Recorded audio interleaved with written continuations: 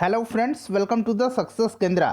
Friends, Bihar मध्य निषेध सिपाही में 365 पोस्ट पर जो वैकेंसी आई हुई है उसके लिए किरण पब्लिकेशन का रहमान सर का जो प्रैक्टिस सेट आया हुआ है उसका सेट नंबर 2 इस वीडियो में हम डिस्कस करेंगे। इससे पहले वाली वीडियो में मैंने आपको सेट नंबर 1 कवर करवा दिया था। तो फ्रेंड्स, अगर आपने नहीं देखा है सेट नंबर 1 को तो देख लीजिएगा, लिंक आपको डिस्क्रिप्शन बॉक्स में मिल जाएगा। इसमें टोटल 100 क्वेश्चन हैं जिस प्रकार से आपके एग्जाम में प्रश्न पूछे जाएंगे। चैनल पर अगर आप पहली बार आए हैं तो चैनल को सब्सक्राइब करके बेल आइकन को यानी कि जो घंटी का निशान है उसको जरूर दबा लीजिएगा, ताकि जब भी इस तरह का कोई भी इंपॉर्टेंट वीडियो अपलोड किया जाए तो उसका नोटिफिकेशन सबसे पहले आपके पास पहुंच जाए। तो चलिए फ्रेंड्स, बिना देरी किए हुए आज का सेशन स्टार्ट करते हैं। फ्रेंड्स, प्लीज़ वीडियो को लाइक और शेयर जरूर कर दीजिएगा। तो फ्रेंड्स, जैसे कि मैंने बताया कि इस वीडियो में हम लोग सेट नंबर 2 को कवर करेंगे। तो चलिए स्टार्ट करते हैं फ्रेंड्स। पहले हम लोग हिंदी के प्रश्नों को कवर करेंगे। देखिए, हिंदी और अंग्रेजी के क्वेश्चन आपके एग्जाम में पूछे जाएंगे। पहला प्रश्न देखिएगा कि तुंग का पर्यायवाची शब्द क्या है। कोशिश कीजिएगा आप लोग जल्दी से जल्दी अपना आंसर चुन लेने के लिए। उसके बाद जो भी करेक्ट आंसर होगा मैं पूरी डिटेल में आपको बता दूंगा। अगर आंसर आपको पता है तो आंसर आप कमेंट बॉक्स में भी दे करके बता सकते हैं। तो देखिए, तुंग का पर्यायवाची शब्द होता है ऊंचा।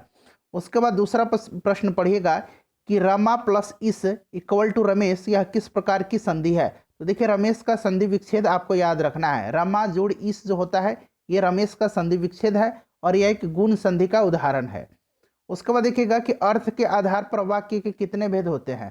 तो अर्थ के आधार पर वाक्य के 8 भेद होते हैं। ऑप्शन नंबर 3 करेक्ट आंसर हो जाएगा।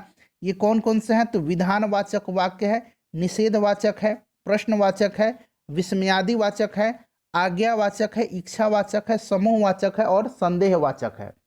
चलिए, उसके बाद देखिएगा कि जो संभव नहीं हो वाक्य का एक शब्द क्या है। तो जो संभव ही ना हो उसको असंभव कहा जाता है। तो ऑप्शन नंबर 3 जो होगा इसका करेक्ट आंसर हो जाएगा। उसके बाद देखिए, इनमें से किस शब्द में बहुब्रीहि समास है। बहुब्रीहि समास यानी कि बहुब्रीहि समास का मतलब क्या होता है कि एक विशेष अर्थ प्रकट होता हो इससे। ठीक है, तो राइट आंसर देखिएगा पंकज, अर्थात जो पंख में कीचड़ में जन्म लेता है उसको पंकज कहा जाता है और यह कमल है। तो राइट आंसर पंकज हो जाएगा। उसके बाद देखिएगा कि कौनते शब्द में कौन सा प्रत्यय है। कौनते शब्द में कौन सा प्रत्यय है? तो कुंती, यहां मैं लिख देता हूं कुंती प्लस य। ये कौनते का मतलब ये विच्छेद हो गया। और इसमें जो है फ्रेंड्स कुंती का पुत्र, इसका मतलब क्या है? कौनते मतलब कुंती का पुत्र। जब आपने महाभारत देखा होगा तो कौनते आपने सुना होगा। अर्जुन को या फिर युधिष्ठिर थे, इनको कौनते कहा जाता था, यानी कि कौन कुंती का पुत्र। ठीक है, तो इसमें अप्रत्यक्ष वाचक यानी कि पुत्रार्थक बोध हो रहा है। तो राइट आंसर हो जाएगा अप्रत्यक्ष वाचक तदित प्रत्यय। ऑप्शन नंबर 1 जो होगा राइट आंसर हो जाएगा। उसके बाद देखिए, इनमें से कौन सा मुहावरा सही नहीं है, यानी कि इसमें मुहावरा कौन सा सही नहीं है। रस्सी का सांप बनना, ये एक मुहावरा है। इसका मतलब क्या होता है? तो इसका मतलब है निराधार चीज जो है उसको बढ़ा चढ़ाकर प्रकट करना। उसके बाद देखिए, लकीर पीटना। लकीर पीटने का मतलब क्या होता है? पुरानी प्रथा पर चलना होता है। पापड़ बेलना यानी कि संघर्ष करना होता है। ठीक है, देखिए, सोचते रहना, ये कोई भी कोई भी मुहावरा नहीं है ये। चलिए, अगला क्वेश्चन देख लीजिएगा कि इनमें से कौन सा वाक्य शुद्ध है। शुद्ध वाक्य इसमें से पूछा गया है, तो बताइए इसमें से कौन सा वाक्य शुद्ध हो जाएगा। तो लड़का गाता है। देखिए, लड़का गाता है, ऑप्शन नंबर 2 जो दिया गया है ये शुद्ध हो जाएगा।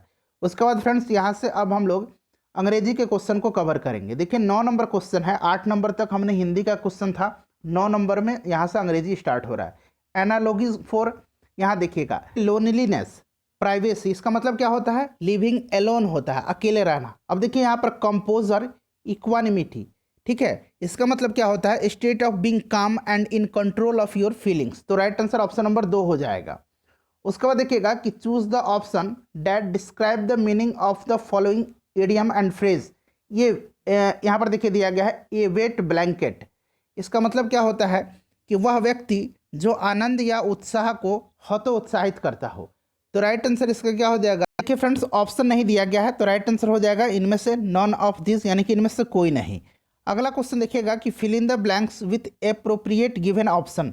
तो देखिए यहाँ पर खाली स्थान है। Tiger and the lion belong to the cat family. तो यहाँ पर द टाइगर हो जाएगा। तो राइट आंसर ऑप्शन नंबर 3 हो जाएगा।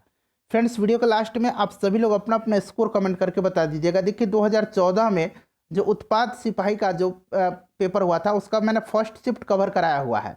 जल्द मैं आपको सेकंड शिफ्ट भी प्रोवाइड करवा दूंगा। साथ ही साथ 2016 में जो पेपर हुआ था उसका भी मैं क्वेश्चन पेपर आपको करवा दूंगा।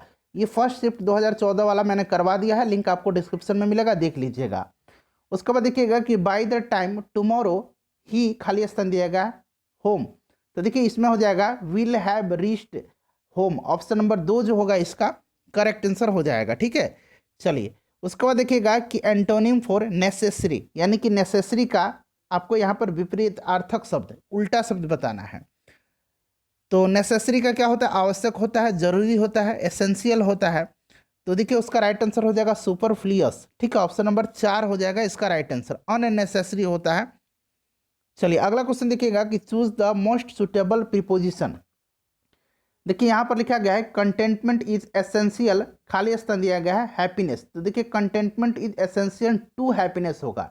ठीक है, ध्यान रखेंगे यहाँ पर टू का यूज होगा, तो राइट आंसर 2 नंबर हो जाएगा। उसके बाद देखिएगा कि find out the incorrect part of the following sentence, इसमें से कौन सा इनकरेक्ट है। अब यहाँ से देखिए, यहाँ से यहाँ तक पार्ट 1 है, यहाँ से लेकर के यहाँ तक पार्ट 2 है, यहाँ से पार्ट 3 है और ये पार्ट 4 दिया गया है कि यहाँ पर जो है हार्डली का यूज नहीं होगा, यहाँ पर टॉयलिंग हार्ड का यूज होगा। ठीक है, हार्ड का यूज होगा, हार्डली नहीं होगा। चलिए नेक्स्ट क्वेश्चन देखते हैं, क्वेश्चन नंबर 16। देखिए राष्ट्रीय पशु, अब यहाँ से हम लोग जीके जीएस के क्वेश्चन कवर करेंगे। राष्ट्रीय पशु स्वास्थ्य संस्थान कहाँ स्थित है, यानी कि national institute of animal health, ये कहाँ पर है फ्रेंड्स? तो ये है आपका बागपत में। उसके बाद अगर हम बात करते हैं तो देखिए करनाल में क्या है, करनाल में राष्ट्रीय डेयरी अनुसंधान संस्थान है, राष्ट्रीय चमड़ा अनुसंधान संस्थान चेन्नई में है, इसको भी ध्यान रखेंगे। उसके बाद देखिएगा कि भारतीय राष्ट्रीय सेना के लिए सहायता एकत्र करने के लिए सुभाष चंद्र बोस निम्नलिखित में से किस देश में गए थे? तो ये कहाँ पर गए थे? तो फ्रेंड्स ये गए थे जापान में। ऑप्शन नंबर 4 हो जाएगा राइट आंसर। 1943 में भारतीय राष्ट्रीय सेना का पुनर्गठन इन्होंने किया था जापान के समर्थन से। उसके बाद देखिएगा कि काकरापारा सिंचाई परियोजना किस नदी पर है? तो काकरापारा जो है ये ताप्ती नदी पर है, गुजरात में है। उसके बाद देखिए भारतीय संविधान में नागरिकता का प्रावधान कब लागू हुए? नागरिकता का प्रावधान जो है ये कब लागू हुआ? तो 1950 में। ठीक है, ध्यान रखेंगे 26 जनवरी 1950 को जो है हमारा संविधान अस्तित्व में आया और इसी तिथि से नागरिकता के प्रावधान भी लागू हुए। वल्लभ भाई पटेल को सरदार की उपाधि किसने दी थी, सरदार की पदवी किसने दिया था? तो ये दिया था बारदोली की महिलाओं ने। ऑप्शन नंबर 3 हो जाएगा। देखिए फ्रेंड्स 1928 में बारदोली सत्याग्रह हुआ था जिसका नेतृत्व सरदार वल्लभ भाई पटेल ने ही किया था। उसके बाद नेक्स्ट क्वेश्चन देख लीजिएगा। अगला क्वेश्चन है कि संविधान की किस धारा के अंतर्गत कोई भी व्यक्ति मूलभूत अधिकारों के हनन का मामला सीधे उच्चतम न्यायालय में उठा सकता है? यहाँ धारा से ज़्यादा सूटेबल हो जाएगा अनुच्छेद। ठीक है, किस अनुच्छेद के अंतर्गत? तो ये अनुच्छेद 32 है। 32 में संवैधानिक उपचारों का अधिकार दिया गया है, जिसको बाबा साहब अम्बेडकर ने क्या कहा था? संविधान की आत्मा कहा है, ध्यान रखेंगे। अगला क्वेश्चन देखिएगा कि भारत में बाहरी आक्रमण अथवा सशस्त्र विद्रोह के कारण भारत के राष्ट्रपति द्वारा राष्ट्रीय आपातकाल की घोषणा किसके अंतर्गत की गई? तो ये हो जाएगा आपका आर्टिकल 352। ठीक है, ये राष्ट्रीय आपातकाल है। 356 में क्या है? राज्यों में राष्ट्रपति शासन है और 360 जो है ये वित्तीय आपातकाल से संबंधित है। चलिए, और ये 368 संविधान संशोधन है इसमें। उसके बाद देखिएगा कि सामुदायिक विकास कार्यक्रम किस वर्ष आरंभ किया गया, यानी किस वर्ष ये शुरू किया गया, बताइए। तो फ्रेंड्स ये शुरू किया गया था आपका 1952 हो जाएगा इसका करेक्ट आंसर। उसके बाद नेक्स्ट क्वेश्चन देख लीजिएगा, क्वेश्चन नंबर 24। देखिए क्वेश्चन नंबर 24 है कि सन 1923 में नागपुर में कौन सा सत्याग्रह हुआ था? तो 1923 में नागपुर में कौन सा सत्याग्रह हुआ था? ध्वज सत्याग्रह का आयोजन किया गया था। यह सत्याग्रह शांतिपूर्ण सविनय अवज्ञा के महत्वपूर्ण अभियानों में से एक था जिसने राष्ट्रीय ध्वज फहराने पर बल दिया था। तो ये हो जाएगा आपका ध्वज सत्याग्रह। उसके बाद देख लीजिएगा फ्रेंड्स, प्लीज़ वीडियो को लाइक कर दीजिएगा। निम्नलिखित में से कौन सा संप्रदाय जो है बौद्ध धर्म का नहीं है? तो इसमें से देखिए बौद्ध धर्म का जो नहीं है वो हो जाएगा दिगंबर। दिगंबर और श्वेतांबर, आपको याद होगा दिगंबर और श्वेतांबर ये जैन धर्म के हैं। ठीक है, ये बौद्ध का नहीं है। उसके बाद देखिए 1936 में भारतीय नागरिक स्वतंत्रता संघ की स्थापना किसने किया था? तो 1936 में किया था पंडित जवाहरलाल नेहरू ने। अगला क्वेश्चन देख लीजिएगा कि निम्नलिखित में से किस विश्वविद्यालय की स्थापना पहले की गई थी? तो इसमें से देखिए अगर हम बात करते हैं BHU की, यानी कि बनारस हिंदू यूनिवर्सिटी विश्वविद्यालय की, तो इसकी स्थापना कब हुई थी? इसका स्थापना 1916 में हुई थी। ठीक है फ्रेंड्स, बॉम्बे यूनिवर्सिटी की स्थापना कब हुई थी? तो 1857 में, 1857 में। अलीगढ़ मुस्लिम विश्वविद्यालय 1875 में और इलाहाबाद विश्वविद्यालय 87 में। तो राइट आंसर इसमें बॉम्बे यूनिवर्सिटी हो जाएगा 1857 में। अगला क्वेश्चन देखिएगा कि योसेमाइट क्या है। योसेमाइट क्या है? तो योसेमाइट जो है यह एक झरना है और ये यूएसए के कैलिफोर्निया में है। नेक्स्ट देखिएगा कि प्रथम भारतीय उपग्रह आर्यभट्ट किस वर्ष छोड़ा गया था। तो आर्यभट्ट को जो है छोड़ा गया था 1975 में। ऑप्शन नंबर 2 राइट आंसर हो जाएगा। यह भारत का पहला उपग्रह है। ठीक है फ्रेंड्स, ध्यान रखेंगे। उसके बाद नेक्स्ट क्वेश्चन देखिएगा कि गांधी जी की दांडी यात्रा जो थी निम्न में से किसका उदाहरण है। तो यह सविनय अवज्ञा का उदाहरण है। ऑप्शन नंबर 3 जो होगा इसका राइट आंसर हो जाएगा। दांडी यात्रा, दांडी मार्च, ये स्टार्ट कब हुआ था? तो 12 मार्च 1930 को यह स्टार्ट हुआ था। ठीक है फ्रेंड्स, याद रखेंगे। उसके बाद देखिएगा अगला क्वेश्चन है हमारा कि निम्नलिखित में से कौन से 2 शहर उत्तर दक्षिण कॉरिडोर से जुड़े हुए हैं। तो ये 2 शहर जो हैं ये हैं श्रीनगर और कन्याकुमारी। इन्हीं के बीच में NH44 है। NH44 जो भारत का सबसे लंबा राष्ट्रीय राजमार्ग है, ध्यान रखेंगे। उसके बाद देखिएगा कि भूमिगत जल के प्रवाह के साथ नीचे की ओर बहने वाले प्रदूषकों को क्या कहते हैं। तो इनको क्या कहा जाता है? इनको कहा जाता है निक्षालक। ऑप्शन नंबर 1 राइट आंसर इसका हो जाएगा। उसके बाद फ्रेंड्स अगला क्वेश्चन देखेंगे। नेक्स्ट क्वेश्चन है हमारा 33 नंबर कि अधिकांश क्रस्टेशिया की बाहरी त्वचा किस कार्बोहाइड्रेट से बनी होती है। तो देखिए ये जो बाहरी परत होती है, बाहरी त्वचा होती है, ये एक सुरक्षात्मक परत होती है सभी क्रस्टेशियन में, जो कि किससे बनी होती है? काइटिन की बनी होती है। ठीक है, ऑप्शन नंबर 3 जो होगा राइट आंसर हो जाएगा। कवक की कोशिका भित्ति काइटिन की बनी होती है, ध्यान रखेंगे। अगला क्वेश्चन देखिएगा सारस जो है कहाँ का राज्य पक्षी है। तो सारस उत्तर प्रदेश का है। कहाँ का है फ्रेंड्स? उत्तर प्रदेश का है। बिहार की बात करते हैं तो बिहार का क्या है? गौरैया है। ठीक है, इसको भी याद रखेंगे। उसके बाद देखिएगा कि डाओचेंग एडिंग एयरपोर्ट कहाँ स्थित है। तो ये जो एयरपोर्ट है ये कहाँ पर है? तो फ्रेंड्स ये तिब्बत में है। ठीक है, कहाँ पर है? तिब्बत में है, ध्यान रखेंगे। चलिए उसके बाद नेक्स्ट क्वेश्चन देखते हैं कि शहीदी दिवस कब मनाया जाता है। तो देखिए ऑप्शन के हिसाब से जो है ये 30 जनवरी के दिन मनाया जाता है। 23 मार्च के दिन भी शहीद दिवस मनाया जाता है, जिस दिन भगत सिंह, सुखदेव और राजगुरु को फांसी दी गई थी। शहीदी दिवस ये 30 जनवरी को मनाया जाता है। 30 जनवरी 1948 को इसी दिन जो है महात्मा गांधी जी की मृत्यु हुई थी। उसके बाद देखिए निम्नलिखित में से किसने और कब पहली बार अशोक के शिलालेखों का अर्थ स्पष्ट किया था, यानी कि किसने पहली बार पढ़ा था। तो इसको पहली बार पढ़ा था 1837 में जेम्स प्रिंसेप ने। किसने? जेम्स प्रिंसेप ने पढ़ा था। नेक्स्ट क्वेश्चन देखिएगा कि निम्नलिखित में से कौन सी उष्ण महासागरीय धारा है। तो इसमें से उष्ण महासागरीय धारा जो है ये गल्फ स्ट्रीम जो है, गल्फ धारा है। ठीक है, इसको जो है ध्यान रखेंगे यूरोप का गर्म कंबल भी कहा जाता है। उसके बाद देखिए औरंगजेब की मृत्यु कब हुई थी, कहाँ हुई थी। देखिए औरंगजेब को जो है जिंदा पीर कहा जाता है, जिंदा पीर, और आलमगीर के नाम से भी इसको जाना जाता है। ठीक है फ्रेंड्स, इसकी मृत्यु 1707 में। कब? तो 1707 में अहमदनगर में हुई थी। ऑप्शन नंबर 3 जो होगा इसका करेक्ट आंसर हो जाएगा। उसके बाद देखिएगा कि निम्नलिखित में से किसने नोबेल पुरस्कार नहीं जीता है। तो देखिए इसमें से जो है जगदीश चंद्र बोस जो थे इन्होंने नहीं जीता है। बाकी देखिए चंद्रशेखर ने जीता है, VS न्यायपाल ने साहित्य के क्षेत्र में जीता है, हरगोविंद खुराना ने भी जीता है। तो राइट आंसर ऑप्शन नंबर 1 हो जाएगा। सिंधु घाटी की सभ्यता के निम्नलिखित में से किस स्थान पर विशाल अन्न भंडार के अवशेष मिले हैं। तो विशाल अन्नागार और विशाल स्नानागार, ठीक है, ये दोनों जो है कहाँ से मिले हैं? मोहनजोदड़ो से मिले हैं। तो राइट आंसर मोहनजोदड़ो हो जाएगा, ध्यान रखेंगे। उसके बाद नेक्स्ट क्वेश्चन देखिएगा कौन सा भारतीय राजा देवनाम प्रियदर्शी की उपाधि से जाना जाता है।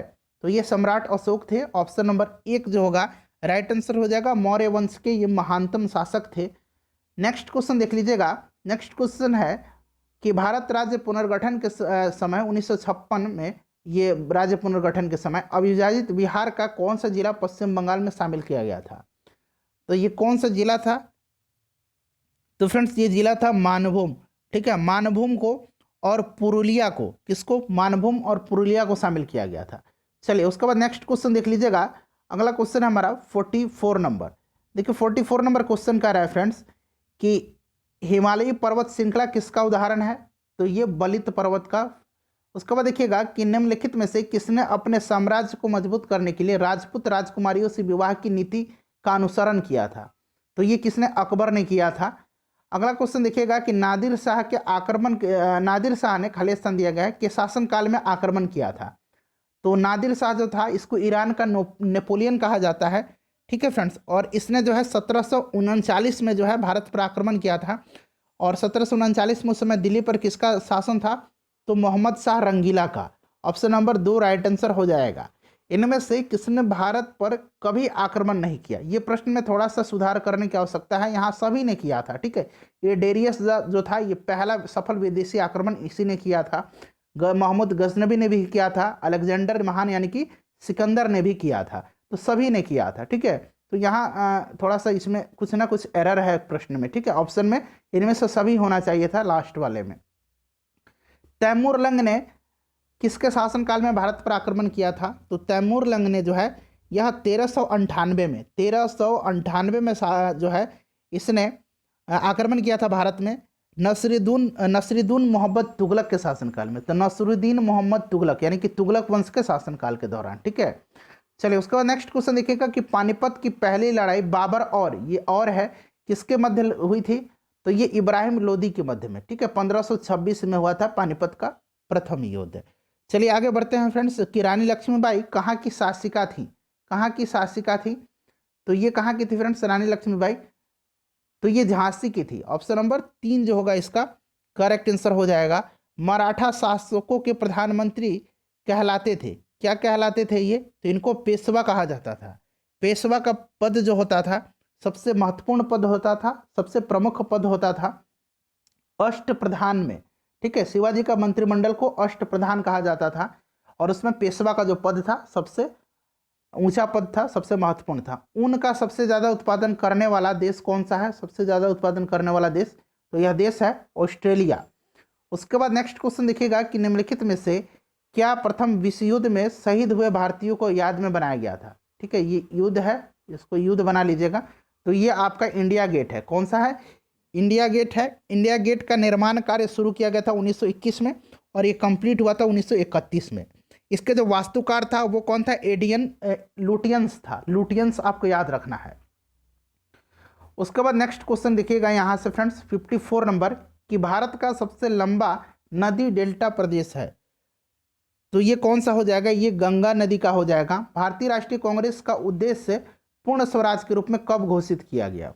तो ये घोषित किया गया था 26 जनवरी 1930 को और 26 जनवरी 1930 को प्रथम स्वाधीनता दिवस के रूप में मनाने का निश्चय भी किया गया। फिल्म इंडस्ट्री से संबंधित कौन व्यक्ति बिहार से संबंधित है? तो ये सभी जो हैं बिहार से संबंधित हैं। उसके बाद देखिएगा कि मध्यकालीन बिहार में आने वाले ईरानी यात्रियों में कौन एक धर्माचार्य था? देखिए मोहम्मद सादिक भी आया था और बहवहानी भी आया था, लेकिन धर्माचार्य जो था ये बहवहानी था। कौन था? बहवहानी था, ध्यान रखेंगे। चलिए अगला क्वेश्चन देख लीजिएगा कि मोरेन कहाँ बनते हैं? मोरेन जो है ये ग्लेशियर द्वारा बहा कर लाया गया मलबा है जिसको कि मोरेन कहा जाता है। तो राइट आंसर हो जाएगा आपका हिमानी क्षेत्र में। उसके बाद देखिए बिहार में उग्रवादी गतिविधियों में बढ़ोतरी के कौन से कारण है? तो ये कारण है आपका कौन सा? बताइए। चारों ऑप्शन आपको दिखाई दे रहे हैं, तो सभी के सभी कारण हैं। ठीक है, सभी के सभी कारण हो जाएंगे। उसके बाद देखिए बिहार का राजकीय पशु, तो राजकीय पशु बैल है। राजकीय पक्षी मैंने गौरैया बताया है आपको। राजकीय पुष्प गेंदा है, मैरीगोल्ड। उसके बाद देखिए यहाँ से साइंस के क्वेश्चन स्टार्ट हो रहे हैं। देखिए निम्नलिखित प्रतिक्रिया में कौन अकारक है?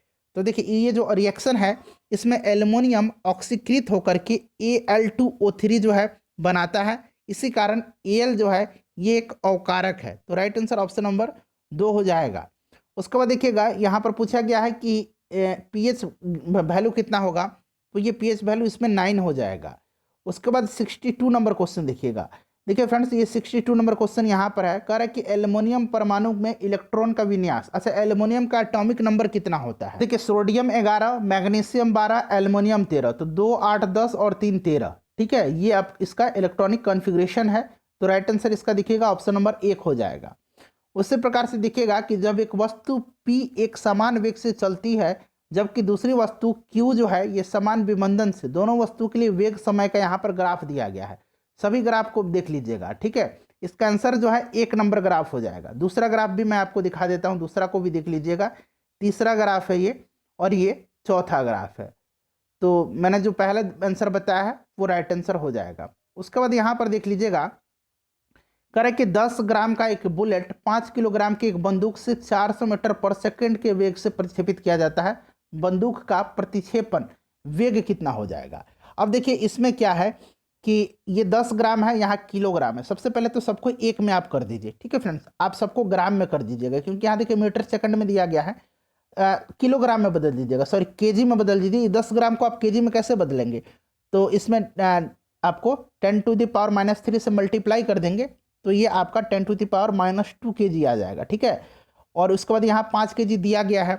उसके बाद जो बुलेट का इनिशियल वेलोसिटी दिया गया है वो 400 मीटर पर सेकंड दिया गया, और आपसे आखिरी पूछा जा रहा है, यानी कि V2 पूछा जा रहा है। क्लियर है। तो देखिए इसके बाद क्या रखा है कि इसमें से संवेग संरक्षण के अगर सिद्धांत से हम बात करते हैं, देखिए संवेग संरक्षण के सिद्धांत से, तो m1v1, ठीक है, m1v1 plus m2v2 equal to कितना हो जाएगा, ये 0 हो जाएगा। m1v1 देखिए यहाँ पर मास दिया गया है, वेलोसिटी यहाँ पर v1 दिया गया है, आपको v2 निकालना है। तो इस तरह से आप इसमें पुट करके निकाल लीजिएगा। राइट आंसर इसका निकल के आ जाएगा 0.8 मीटर पर सेकंड। ठीक है फ्रेंड्स, चलिए आगे बढ़ते हैं। नेक्स्ट क्वेश्चन, इसको सॉल्व कर लीजिएगा, आंसर एक बार खुद से निकाल लीजिएगा। उसके बाद देखिए अगला क्वेश्चन क्या रहा है फ्रेंड्स, देखिए दो वस्तुओं के बीच जो है, देखिए यहाँ गुरुत्वाकर्षण बल F दिया गया, यदि इनके बीच की दूरी आधी कर दी जाए तो यह बल कितना होगा। अब देखिए क्या होता है कि F इनवर्सली प्रोपोर्शनल टू, यानी कि व्युत्क्रमानुपाती होता है r²। पहले आप इसको F1 मान लीजिए। अब दूसरा क्या कह रहा है F2 में कि बीच की दूरी, यानी कि जो r है इसको आधा कर दिया जाता है। कितना कर दिया जाता है फ्रेंड्स, इसको कर दिया जाता है अब आधा, ठीक है, आधा कर दिया जाता है। तो आप इजीली निकाल सकते हैं ना, आधा जब कर दिया जाएगा तो ये 2 ऊपर चला जाएगा तो 4 हो जाएगा, तो ये 4F हो जाएगा। ऑप्शन नंबर 1 राइट आंसर हो जाएगा। आप एक बार करके देख लीजिएगा। उसके बाद देखिएगा कि निम्न विद्युत परिपथ में 4 ओम प्रतिरोध के बीच विभवांतर है। तो देखिए यहाँ पर 2 ओम में 2 वोल्ट है, तो 4 ओम में 4 वोल्ट हो जाएगा। ऑप्शन नंबर आपका 2 राइट आंसर हो जाएगा। यदि किसी द्विघात समीकरण के मूलों का योग 12 है और गुणनफल 20 है तो वो क्या होगा। तो आपने पढ़ा होगा कि x² माइनस मूलों का योग, मूलों का योग होता है, यहाँ मैं योग में प्लस लिख देता हूँ, और प्लस मूलों का गुणनफल होता है। ठीक है, तो x² हो जाएगा, उसके बाद हो जाएगा आपका 12x, क्योंकि योग कितना दिया गया है, तो ये x² हो जाएगा, 12x हो जाएगा, माइनस होगा, ठीक है, x² माइनस 12x और प्लस 20x, 20 गुणनफल दिया गया है। ठीक है, तो 20x नहीं होगा, 20 हो जाएगा। चलिए नेक्स्ट क्वेश्चन देखिएगा। अगला क्वेश्चन है कि टिंडल प्रभाव प्रकाश के खाली स्थान दिया गया से संबंधित है। तो ये संबंधित किससे हो जाएगा, प्रकीर्णन से। ठीक है, तो ऑप्शन नंबर 2 हो जाएगा राइट आंसर। किसी विद्युत सर्किट के दो बिंदुओं के मध्य एक इकाई आवेश के स्थानांतरण में हुआ कार्य क्या कहलाता है। तो फ्रेंड्स इसको क्या कहा जाता है, इसको कहा जाता है विभवांतर। ठीक है, विभवांतर कहा जाता है। तो राइट आंसर हो जाएगा आपका ऑप्शन नंबर 1 हो जाएगा। उसके बाद देखिएगा कि क्रूड ऑयल को कभी कभी मधुर क्यों कहा जाता है। तो देखिए यह शर्करा के घुलने से स्वाद में मधुर होता है, तो ऑप्शन नंबर 1 इसका राइट आंसर हो जाएगा। उसके बाद नेक्स्ट क्वेश्चन देख लीजिएगा। अगला क्वेश्चन है फ्रेंड्स कि सिलिकॉन क्या है। सिलिकॉन जो है यह एक अर्धचालक है, सेमीकंडक्टर है, तो ऑप्शन नंबर 1 जो है राइट आंसर हो जाएगा। उसके बाद देख लीजिएगा कि आणविक कक्षा का अभिन्यास किससे नियंत्रित होता है। तो यह होता है चुंबकीय क्वांटम संख्या से। किससे होता है, चुंबकीय क्वांटम संख्या से। तो राइट आंसर आपका हो जाएगा इसका ऑप्शन नंबर 2 हो जाएगा। ठीक है, उसके बाद देखिएगा कि पशुओं में हीमोग्लोबिन के सदृश पौधों में कौन सा अणु होता है। तो कि हीमोग्लोबिन का कार्य क्या है, ऑक्सीजन का परिवहन। तो इसमें होता है आपका कौन सा, साइटोक्रोम होता है। ठीक है, ऑप्शन नंबर 1 राइट आंसर हो जाएगा, साइटोक्रोम होता है इनमें। उसके बाद देखिएगा कि शीत संवेदी पादपों की झिल्ली लिपिड में क्या होता है। तो इनमें फ्रेंड्स उच्च अनुपात में असंतृप्त वसा अम्ल होता है, तो राइट आंसर हो जाएगा ऑप्शन नंबर 4। उसके बाद देखिएगा कि करक्यूमिक किससे पृथक होता है। देखिए ये जो करक्यूमिक है यह हल्दी में पाया जाता है, तो राइट आंसर इसका हल्दी हो जाएगा। इसी के कारण हल्दी का रंग जो है पीला होता है। उसके बाद देखिएगा कि जिस प्रक्रिया के माध्यम से अतिरिक्त प्रकाश ऊर्जा प्रकाश संश्लेषण में छितरा जाती है उस प्रक्रिया को क्या कहते हैं। तो उसको क्या कहा जाता है, उसको समन कहा जाता है। ठीक है, उसको समन कहा जाता है। चलिए अगला क्वेश्चन देखिएगा कि पौधे किसके अधिकता के कारण मुरझाने लगते हैं। तो ज़्यादा वाष्प उत्सर्जन होगा तो मुरझा जाते हैं। उसके बाद देखिएगा कि पल्सर होता है, पल्सर जो है तो ये होता है तेजी से घूमने वाले तारे। ठीक है, तो राइट आंसर हो जाएगा ऑप्शन नंबर 3। HTML में टैग किससे परिबद्ध कुंजी शब्दों के बने होते हैं, बताइए। हाइपरटेक्स्ट मार्कअप लैंग्वेज जिसको कहा जाता है, ये होता है कोणीय कोष्ठक। उसके बाद देखिए निम्नलिखित प्रक्रिया में ऑक्सीकारक आपको बताना है। इससे पहले हम लोगों ने अकारक पढ़ा था, इसमें अकारक अब ऑक्सीकारक बताना है, तो F2O3 हो जाएगा। ठीक है फ्रेंड्स, चलिए अगला क्वेश्चन देखिएगा कि MS एक्सेल में वर्कशीट के मानों को दर्शाने के लिए किसका उपयोग किया जाता है। तो इसमें किया जाता है चार्ट का। उसके बाद देखिए नमक का भारी मात्रा में सेवन करने के बावजूद किस पशु को उच्च रक्तचाप नहीं होता है। तो ये पशु है आपका ऊंट हो जाएगा राइट आंसर। देखिए नवजात बच्चों के लिए सबसे आदर्श भोजन निम्नलिखित में से क्या है। तो माँ का दूध होता है, तो देखिए यहाँ पर दूध दिया गया है। उसके बाद देखिए रक्तचाप किसका अधिक शराब से बढ़ सकता है। तो ये थायरॉक्सिन के, ठीक है, किससे, थायरॉक्सिन से। उसके बाद नेक्स्ट क्वेश्चन देखिएगा कि निम्नलिखित में से कौन सा पशु नमक का सबसे अधिक सेवन करता है। तो अभी हमने देखा ऊंट करता है। पीलिया रोग किससे प्रभावित करता है। तो देखिए पीलिया जो होता है जॉन्डिस, यानी कि यह लीवर को, यकृत को प्रभावित करता है। कोलेस्ट्रॉल किस में नहीं पाया जाता है। देखिए कोलेस्ट्रॉल जो है ये ग्राउंडनट ऑयल में नहीं पाया जाता है। ठीक है फ्रेंड्स, ध्यान रखेंगे, मूंगफली का जो तेल होता है ग्राउंडनट। प्रतिजन क्या होता है। तो प्रतिजन होता है और एक होता है आपका कौन सा, एक होता है आपका प्रतिरक्षी। प्रतिजन एक होता है यानी कि एंटीजन, और एक होता है एंटीबॉडी। तो ये प्रतिरक्षी का क्या करता है, निर्माण के लिए उद्दीपन करता है प्रतिजन, यानी कि एंटीबॉडी के निर्माण के लिए। ठीक है, एंटीबॉडी एक प्रतिजन के परिणाम के रूप में लिम्फोसाइट द्वारा उत्पादित प्रोटीन होती है, तो ये उसके निर्माण के लिए उद्दीपन करता है। उसके बाद देखिए USB का, यूनिवर्सल सीरियल बस इसका फुल फॉर्म होता है, यूनिवर्सल सीरियल बस। उसके बाद देखिए फ्रेंड्स यहाँ से मैथ के क्वेश्चन है, मैथ का आंसर मैं आपको सिर्फ बता दूंगा। देखिए इसका सॉल्यूशन भी मैं आपको टेलीग्राम पर दे दूंगा, 2 सेट हो गया है, मैं दोनों का दे दूंगा आपको, मैथ का सॉल्यूशन मैं आपको दे दूंगा। ठीक है, तो देखिए यहाँ पूछा गया है ना कि पूर्णतः विभाजित हो जाती है, तो ये सबका आप क्या कीजिए, ये 12 है। ठीक है, ये सबका आप LCM निकाल दीजिएगा, राइट आंसर इसका निकल के आ जाएगा 252। ठीक है, उसके बाद देखिए यहाँ आपको पता है कि सापेक्ष चाल निकाला जाता है, एक का 50 किलोमीटर है, एक का 20 किलोमीटर है प्रति घंटा। तो 50 - 20 कर दीजिए, ये 30 किलोमीटर पर आवर जो हो जाएगा, ये सापेक्ष चाल हो जाएगा। अब कह रहे हैं कि 6 घंटे के बाद, तो 6 घंटे में जो है ये पहली ट्रेन कितनी दूरी तय कर रही है, जो आपका 20 किलोमीटर वाली है, तो ये 120 किलोमीटर करेगी। इसको आप लोग सॉल्व कर लीजिएगा इस तरह से। इसका आंसर मैं यहाँ पर बता देता हूँ, ये 200 किलोमीटर हो जाएगा। ठीक है फ्रेंड्स, बहुत ही मतलब सिंपल मैथ का क्वेश्चन है, बहुत ज़्यादा इसमें ऐसा कुछ नहीं है कि आपको कंसेप्ट वगैरह क्लियर अगर है आपका, तो आप इजीली इन सबको सॉल्व कर सकते हैं। ठीक है फ्रेंड्स, 93 का करेक्ट आंसर आपका हो जाएगा ऑप्शन नंबर 4।